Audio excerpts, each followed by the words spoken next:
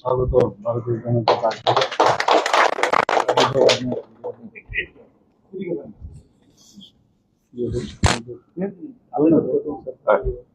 তোমার নামটা তো নিয়েছিল भारत माता की जय, भारत माता की जय, बीजेपी जिंदाबाद, बीजेपी जिंदाबाद, बीजेपी जिंदाबाद।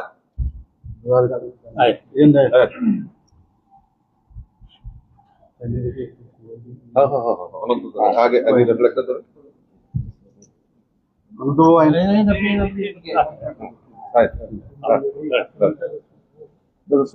भारत माता की जय, भारत माता की जय, भारत माता की बीजेपी जिंदाबाद, बीजेपी बीजेपी নবাগতদের জানাই স্বাগতম स्वागतम स्वागतम নবাগতদের জানাই স্বাগতম स्वागतम स्वागतम নবাগতদের জানাই স্বাগতম स्वागतम स्वागतम নবাগতদের জানাই লামসাগো लमसगो लमसगो নবাগতদের জানাই লামসাগো लमसगो लमसगो ভারত মাতা কি जय পূজা ত্রিপুরা রাজধানী চিফ মিনিস্টার এবং ত্রিপুরা রাজধানী যিনি বিজেপির প্রেসিডেন্ট এই হলো তিনি মন্ত্রী প্রণয় আর তিনি এক্স তিনি এমপি বরং যতন পূজা সবার হারি বরণ आं साना नाय आं तांगै बिजेपि फायगा आं प्रथम त्रिपुरा रायजोनि प्रथम त्रिपुरासारनि आन्दोलन फैनाय आं बहुत परिश्रम खाया जीवन लास्ट मोमेंट आं 1900 रानाव তিনি गोबागारानो बिबि मावबाय प्रज्ञा देवी बिबि हकरा তিনি मानगोनां बिबि हकरानो सुबनाहिनी कांग्रेसआव थाङो अब्र कांग्रेस खायगा लास्ट तेवैसा बिबि बुचाखौ अब्र बीजेपी बोलैगा जे कांग्रेस दंजा बीजेपी बुंजा बोले बोलि छै तो बीजेपी बुंजा आनि बखावता आनो सिद्धिका आं पुला 3 बार विधानसभा बचाजाक 2 बार एडिसी बचाजाक 1 बार पार्लियामेंट बचाजाक 6 बार बुथ बचाका लास्ट 7 नंबर लाकी में लास्ट आं एडिसी बचाका आनो si बहुत चिनी गोबागारा आनो साका अनंत उन्नयन मन्त्री नायनि किन्तु बहानो पुला मन्त्री आराय बছরनि परे आनो मन्त्री दिखा किन्तु गोबागारानो आं तातालो साइमे बिनि बुमाखांबाय आं पुला बुद्धि दिमाननि अबले सत्य कगमा साइखानाय किन्तु बहानो आराय बছরनि परे मन्त्री दिखा जे मन्त्री दिखा Did you put the science of technology? Did you start by department? Take a share the cooperative. Cooperative business lamps cooperative.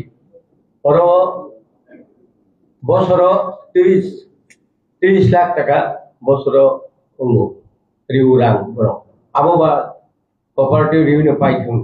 জনগণের সামুক ফাইনালি আর কোনো সুযোগ মারিয়া বরং যেখানে সায়েন্স অফ টেকনোলজিও অনেকবার ফাইল দরকার কিন্তু ফাইল কোনোদিন বিল খাইয়া আর ভাইজি 6 মেগা মা খাইয়া অথচ মন্ত্রী গাড়ির লক্ষণ অথচ সবচেয়ে সিনিয়র আং রিসিও আং যেটা টাউন মিনিস্টারের বিষয় আং সবচেয়ে সিনিয়র আমি 76 ইয়ার্স রাজনৈতিক আং 50 বছর খাইয়া অনেক কিছু কষ্ট থেকে বহু করার খুব আন্ডারগোন আফটার 8 years আর লাইফ বহুত প্যাচি লাইফ কিন্তু বহু কারণে আং যে সামানি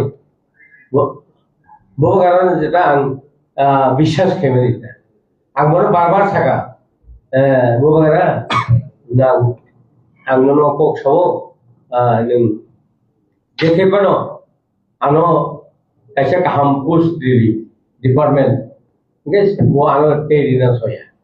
Oh, duita bay no. Last moment ani sobche nangmani gai. Thangai 2 mas takani. 3 কোটি টাকা নি একটা প্রজেক্ট নাম কাল সোলার 28টা স্কুল সোলার এনামাগে 28টা জিনিস কেন্দ্র তো 28টা সোলার এনামাগে 3 কোটি টাকা নেয় একটা প্রজেক্ট এখানে অথচ কক সালাইকা সিএম আং এবং তিনি সিউ নিজে গছিবিরা রিনাই হিনি আং সাকা লাস্ট পাইথাক অমর আর ওই বয়স অন্তত একটা কিছু বড় বড় সাহায্য খাই থানায় একটা স্কুলও যদি 10 টাকা 20 টাকায় সোলার দিয়ে থাকায় এই বুড়া মানুষ অনুরোধ আমরা সোলার দিয়ে গেছে তো হাইপার সাজাক তুল হাই হলে খুব রিকোয়েস্ট খাইগা হাইপার পাবো বড় বাতে যে বন ভাবে শুধু একমাত্র যে জন্য এমডিসি ফান্ড রিমানি ও এমডিসি ফান্ড হোক আং 24টা নক টাকা আং একটা পয়সা এই এমডিসি ফান্ড হইয়া আমি নিজস্ব বেতন আফটার 1 ইয়ার বিশা আং বেতন বাক্কা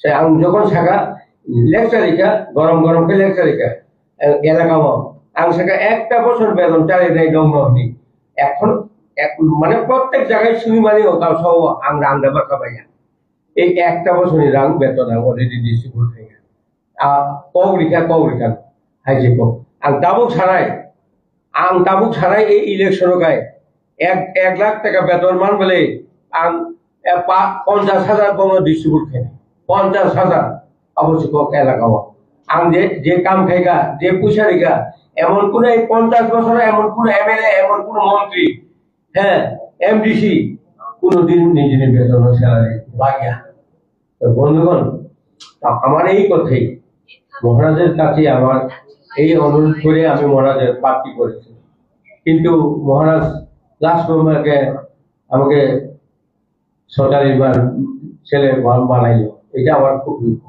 আমি যেন মা বাবা নেই সরকারি ছেলে বলে আমাকে এই আঘাত করার মতো আমার মনের মধ্যে লাগবে এই সেবা তো বন্ধুগণ আমি আর কিছু বলতে চাই না কিন্তু আজকে এই বিজেপিতে আসার পর এবং বিজেপিতে যা করার বক্তব্য থাকবো এবং করার কর্তব্য থাকবো আমি করে দেবো এটা আমার দৃঢ় বিশ্বাস আমার মনের মধ্যে এই আসি এবার নির্বাচনে যদি আমাকে আমাদের চিফ মিনিস্টার সাহেব ত্রিপুরার ওনারা যদি হেল্প করে আমি নিশ্চয়ই আমি হারবো না আমি জিতবো এটা আমার মনের মধ্যে বিশ্বাস আপনারা যদি সহযোগিতা করেন এবং আমার চিফ মিনিস্টার যদি আমাকে সহযোগিতা করেন তাহলে আমি জিতবো আমার মনের মধ্যে কোনোদিন হারে নাই আমি এখনো বিশ্বাস আমাকে জনগণ বুঝতে পারে এই কথাই সবাইকে আমার এই অনুরোধ দেখি আমার 2-4টা কথা এখানে সমাপ্ত করলাম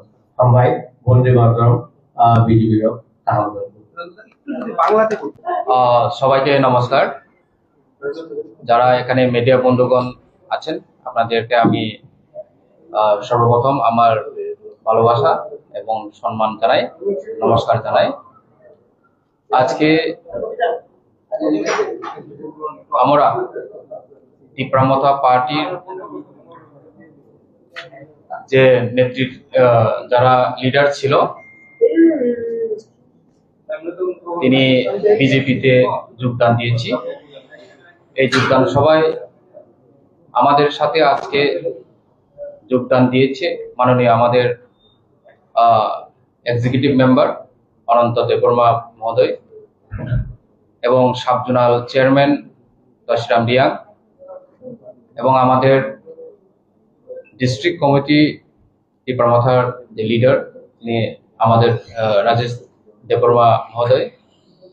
কুমার দেববর্মা মহোদয় এবং প্রাক্তন জোনাল গুমতি জোনাল চেয়ারম্যান সূর্যবাজি মরসম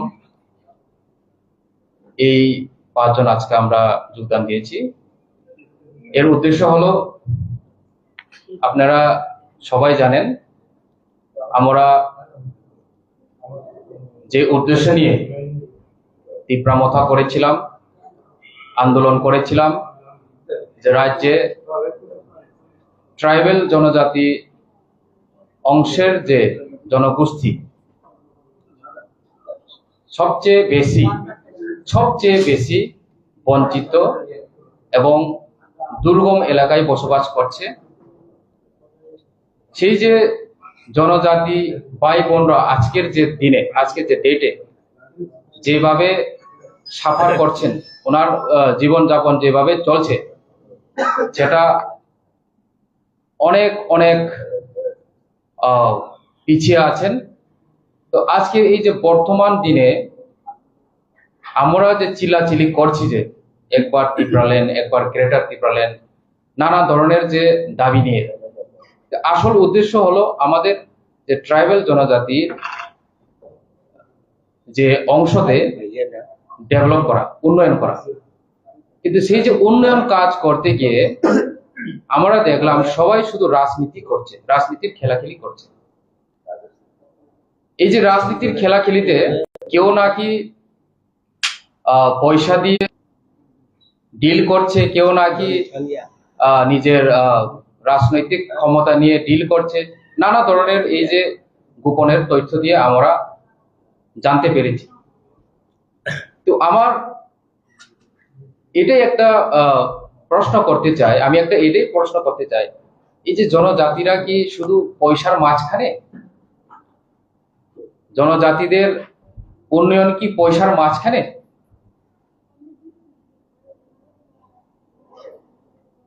এবং বেশিরভাগ তিপ্রা মথাতে যে যে নেতৃত্ব দিচ্ছেন আমি দেখেছি, এবং আমার এই যে বিগত 5 বছরের আমার এক্সপিরিয়েন্স, বেশিরভাগ করাপ্টেড। আমি চ্যালেঞ্জ করতে পারি, আমি বলতে পারি, প্রমাণ দিতে পারি, বেশিরভাগ করাপ্টেড। এই যে করাপশন, এত যে করাপশন করেছে সেটা সীমাহীন। আমি কিছুদিন আগেও আমার ফেসবুক ভিডিও আমি লাইভ করেছিলাম। আমার নিজস্ব অ্যাকাউন্টকে আমি পাবলিকের সামনে আমি তুলে ধরে আমি দেখিয়েছিলাম যে আমি কিভাবে চলছি, আমার অ্যাকাউন্টে কত পয়সা আছে। কিন্তু এমন কোনো নেতা আছে যে তাদের অ্যাকাউন্টকে পাবলিকলি সোশ্যাল অডিট করার জন্য চ্যালেঞ্জ দিবে, অ্যাকাউন্টের ব্যালেন্স দেখাবে? থাকবে না, এটা আমি জানি, গ্যারান্টি থাকবে না। কিন্তু এমন আমার মতো আরো কিছু নেতা আছে, ওরা এখনো কোনো এমডিসি হয়নি, কোনো এমএলএ হয়নি, ওরা কখনো কোনো সময় কোনো পলিটিক্যাল হাই পোস্টে ওদের স্থান পায়নি, তারপরেও ওরা নিজের পকেটের পয়সা দিয়ে খরচ করে ট্রাইবাল জনজাতি যে এরিয়াগুলিতে উন্নয়ন করার স্বার্থে ওনারা কাজ করছেন এবং মহারাজাকে হেল্পও করছেন। কিন্তু তাদের জন্য কোনো ইম্পর্টেন্ট, তাদের জন্য কোনো কথা নেই, তাদের জন্য কোনো ভ্যালু নেই। তো আজকে আমি মহারাজাকে আমি খারাপ বলছি না, মহারাজাকে আমি পছন্দ করি, মহারাজাকে আমি যথেষ্ট প্রেম করি, কিন্তু মহারাজার সাথে যে আজু বাজুতে যারা আছেন সেই লোকগুলি তো সঠিক না। ওরা মহারাজার নামে ওরা টাকা হাতিয়ে নিচ্ছে, মহারাজার নামে বর্তমান সিটিং এমএলএর মধ্যেই আছে আমার অম্পি এলাকা বিধানসভা কেন্দ্রের এমএলএ নিজস্ব কন্ট্রাক্টর থেকে টাকা হাতিয়ে নিচ্ছে, প্রমাণ আছে, কেস এসেছে, দিল্লি থেকে কেস এসেছে, এবং অনেকটি তথ্য প্রমাণ আছে যে এতগুলি করাপ্টেড নেতার মাঝখানে আমরা কিভাবে সার্ভাইভ করব। আমি জনগণকে প্রশ্ন করতে চাই, আপনারা কি করাপ্টেড নেতা চান নাকি স্বচ্ছ নেতা চান?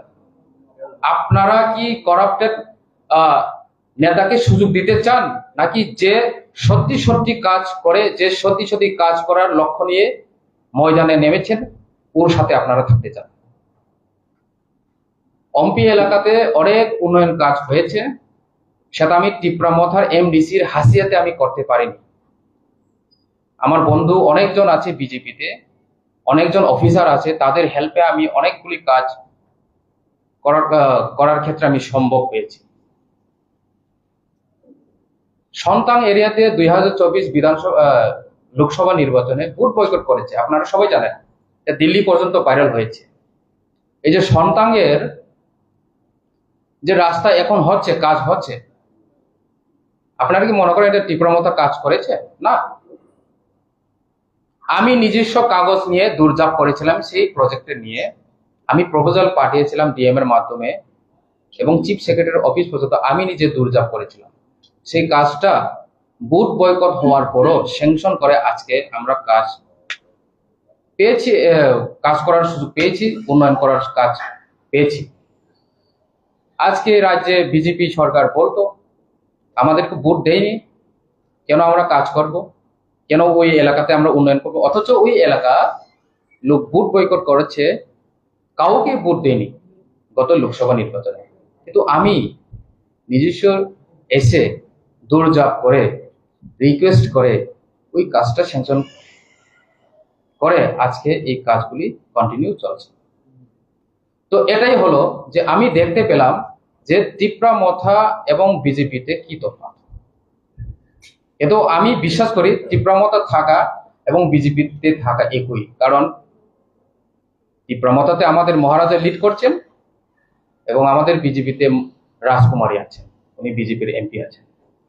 মহারাজের সাথে কাজ করেছি এবং এখন আমরা রাজকুমারীর সাথে কাজ করব এবং রাজ্যকে উন্নয়ন করার সাথে আমরা 100% আমরা কোঅপারেশন দেব এবং থাকবো, কাজ করার ক্ষেত্রে আমরা আছি। সবাইকে নমস্কার, এবং যারা মিডিয়া আছেন তাদেরকে আমার অজস্র ধন্যবাদ দিচ্ছি।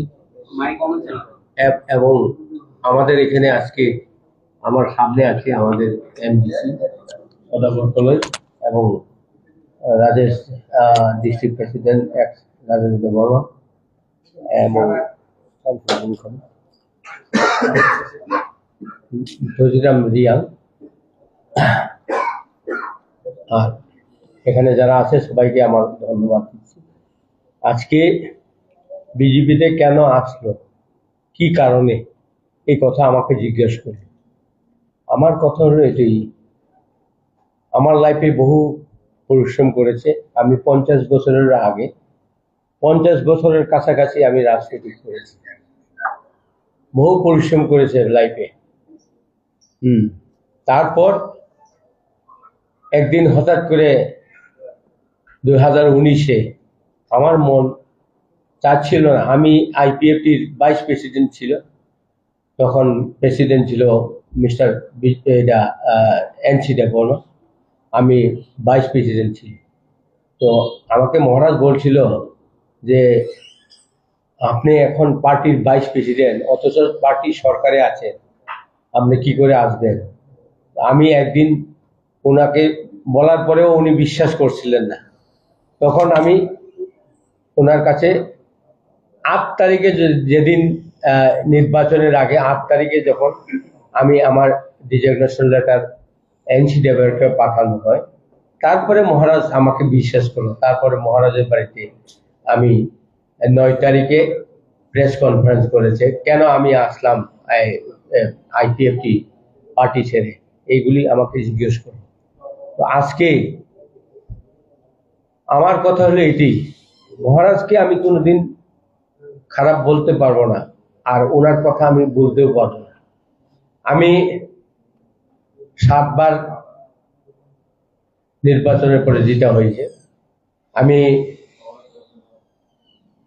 3 বার বিধানসভা, 1 বার লোকসভা এবং এডিসিতে 2 বার, 6 বার নির্বাচন করার পর লাস্ট মহারাজের চেহারা নিয়ে আমি এই 2021-এ আমি ইলেকশনে 7 বারের মধ্যে ইলেকশন জিতলাম। তা আমি কোনোদিন বলতে পারবো না এবং মহারাজকে খারাপ বলতে পারবো। কিন্তু একটাই কথা, আমাকে যে মিনিস্টার দেওয়ার কথা ছিল কিন্তু উনি দেয়নি। ফার্স্টে 2.5 বছরের পরে আমাকে মিনিস্টার দিয়েছে। সেই মিনিস্টার পোস্টটা অনলি ফর পোস্ট, যেই দপ্তরে ডিডিও কোড নাই সেই দপ্তর হচ্ছে সায়েন্স অফ টেকনোলজি। এরপরে কোঅপারেটিভ, এই কোঅপারেটিভে এটা শুধু ল্যাম্পস, কোঅপারেটিভ ল্যাম্পস, এটা তো দোকান। এই দোকানে মানুষের কোনো সাহায্য করার, মানুষের কোনো কাজ করার মতো ক্ষমতা নেই। ওখানে কোঅপারেটিভে বছরে 30 লাখ টাকা আছে। তাহলে আপনারা ভাবেন আমি অ্যাকচুয়ালি আমি কোন পথে, কোন রাজ্যে আছি এবং কোন দপ্তর নিয়ে মন্ত্রী আছি। আমি বারবার ওনাকে বললাম, যেখানে দপ্তর নয়, যেখানে ডিডিও কোড নেই, সেখানে আপনি আমাকে সায়েন্স অফ টেকনোলজি দিল। এটা আমি বললাম অন্য দপ্তর আমাকে একটা কিছু হলে দেন, কিন্তু উনি দেয়নি, হয় না কিছু হবে না, এটা ডিডিউপুর ছাড়া তো চলতে পারে মন্ত্রী। আমি কিছু বলে নাই, আমি জানি শুধু অনলি ফর গাড়ি পাই মন্ত্রী হইলাম, আর কেউ নাই। কিন্তু পার্টির মধ্যে সবচেয়ে সিনিয়র আমি। হ্যাঁ, আজকে 76 ইয়ার্স, 50 বছরের আগে আমি রাজনীতি করেছি। এবং একদিন আমি আন্ডারগ্রাউন্ডে 8 বছর ছিলাম, তখন কিন্তু 3টা এসটি সিট এনেছিল, এটা সবাই জানে, ত্রিপুরা রাজ্য না ভারতবর্ষের লোক সবাই জানে। 3টা এসটি সিট চুক্তি করে দিল্লিতে নিয়েছে। তারপরে আমি মহারাজকে বললাম, মহারাজ আমাকে যেভাবে একটা ভালো একটা দপ্তর দেওয়া যাবে, কিন্তু উনি আর আমাকে দেয়নি। তো আমি মনে মনে ভাবি যে আমি কি ঠিকই আমার মা বাবা নেই এরকম আমি নিজে ভাবছিলাম, যে কিন্তু মহারাজকে যা বিশ্বাস করলাম সেই বিশ্বাসেই আছি। কিন্তু সেই কারণে লাস্ট মোমেন্টে যেদিন 2 মাস পরে ইলেকশন হবে, 2 মাস আগে আমি ওনাকে আমার কতটা ডিপার্টমেন্টের এই আমি প্রজেক্ট পাঠানো হয়েছে স্টেট গভর্নমেন্ট, সেন্ট্রাল গভর্নমেন্ট, এটা কিন্তু আর আসে নাই। আমি কোনোদিন আমাদের ফাইলে কোনোদিন সই করতে পারি নাই, কেননা আমার যেখানে দপ্তর আছে এখানে তো ফাইল যাওয়ার কোনো কথাই নাই।